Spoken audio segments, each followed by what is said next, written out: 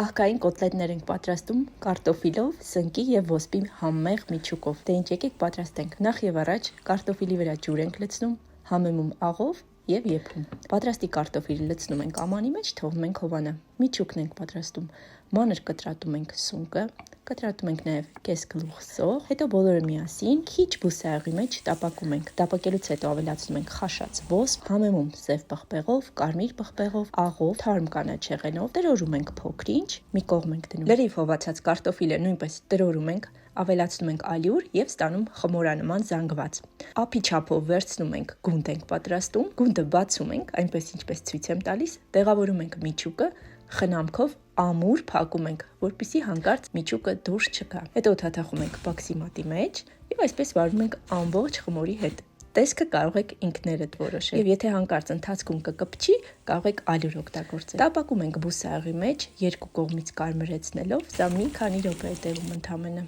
Եվ վերջ, կարելի է մատուցել։ Բացի այն, որ պահքային է, չափազանց համեղ է, սննդառատ ու հագեցնող։ Անպայման պատրաստեք և չմոռանաք միանալ իմը ջին, այստեղ համեղ է։